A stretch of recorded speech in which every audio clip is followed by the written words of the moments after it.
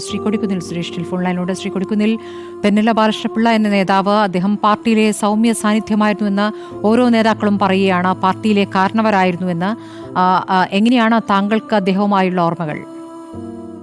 അതീവ ദുഃഖത്തോടു കൂടിയാണ് തെന്നല ബാലകൃഷ്ണ സാറിന്റെ നിര്യാണ വാർത്ത കേൾക്കുന്നത്. അദ്ദേഹം എന്നെ സംബന്ധിച്ചിടത്തോളം, ഞാൻ 1989 ലോക്സഭയിലെ അടൂർ ലോക്സഭാ മണ്ഡലത്തിൽ മത്സരിക്കുമ്പോൾ എന്റെ തെരഞ്ഞെടുപ്പ് കമ്മിറ്റിയുടെ ചെയർമാനായിരുന്നു. അതിനുശേഷം തുടർന്നു വന്ന എല്ലാ തെരഞ്ഞെടുപ്പുകളിലും എന്റെ തെരഞ്ഞെടുപ്പ് കമ്മിറ്റി ചെയർമാനായി അദ്ദേഹം പ്രവർത്തിച്ചിരുന്നു.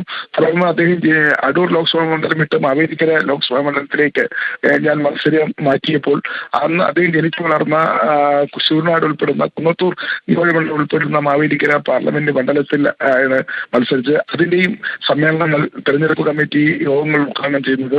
അതോടൊപ്പം തന്നെ തെരഞ്ഞെടുപ്പ് കമ്മിറ്റിയുടെ രക്ഷാധികാരിയായി ചുമതലയേറ്റ് എന്നെ വിജയിപ്പിക്കുന്നതിന് വളരെയധികം പരിശ്രമിച്ച നേതാവാണ് അദ്ദേഹം കേരള പ്രദേശ് കോൺഗ്രസ് കമ്മിറ്റിയുടെ അധ്യക്ഷനായി ആദ്യവട്ടമായിരുന്നപ്പോൾ അദ്ദേഹത്തോടൊപ്പം ഞാൻ സെക്രട്ടറിയായി പ്രവർത്തിച്ചു. തുടർന്ന് അദ്ദേഹം വീണ്ടും KPCCയുടെ അധ്യക്ഷനായി വന്നപ്പോൾ അദ്ദേഹത്തോടൊപ്പം 3 ജനറൽ സെക്രട്ടറിമാരിൽ ഒരാളായി എനിക്ക് പ്രവർത്തിക്കാൻ അവസരം ലഭിച്ചു. അങ്ങനെ എന്നെ ഒരു സ്വന്തം അനുജനായി കാണുകയും എനിക്ക് എല്ലാവിധമായ പ്രോത്സാഹനവും പിന്തുണയും നൽകിയ വ്യക്തിത്വമായിരുന്നു ശ്രീ തെന്നല ബാലകൃഷ്ണപിള്ള സാറ്. അദ്ദേഹം താഴെത്തട്ടിൽ നിന്ന് സാധാരണക്കാരൻ കോൺഗ്രസ് പ്രവർത്തനായി വളർന്നു വന്നയാളാണ്.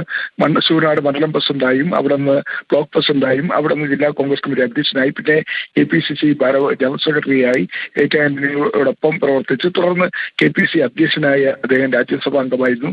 2 തവണ MLA ആയിരുന്നു. അപ്പോഴൊക്കെ തന്നെ അദ്ദേഹത്തിന്റെ പ്രവർത്തനം വളരെ സുതാര്യമായ പ്രവർത്തനമായിരുന്നു. ചുരുക്കി പറഞ്ഞാൽ കോൺഗ്രസ് പാർട്ടിയിലെ ഒരു സൂര്യ തേജസ് ആയിട്ടാണ് നമുക്ക് അദ്ദേഹത്തെ വിശേഷിപ്പിക്കാൻ കഴിയുക. നിഷ്പക്ഷമായി നീതിപൂർവമായി പ്രവർത്തിച്ച വ്യക്തിത്വം, ആരോടും ചായാതെ ആരുടെയെങ്കിലും അഭിപ്രായങ്ങൾക്ക് ചെവി കൊടുക്കാതെ സ്വന്തം നിലപാടുകൾ ഉറച്ചു നിന്നും നിഷ്പക്ഷവും നീതിപൂർവമായ ഒരു രാഷ്ട്രീയ പ്രവർത്തനം നടത്തി. പക്ഷേ പരസ്യ പ്രതികരണങ്ങളുടെ പാർട്ടി ഒരിക്കലും പ്രതിരോധത്തിലാക്കാതിരുന്ന ഒരു നേതാവ് എന്ന നിലയ്ക്കൂടെ അദ്ദേഹം ഓർമ്മിക്കപ്പെടുകയാണ്. വളരെ നന്ദി ശ്രീ കൊടിക്കുന്നിൽ സുരേഷ്, ഈ ഘട്ടത്തിൽ അദ്ദേഹത്തെ അനുസ്മരിച്ചതിന്.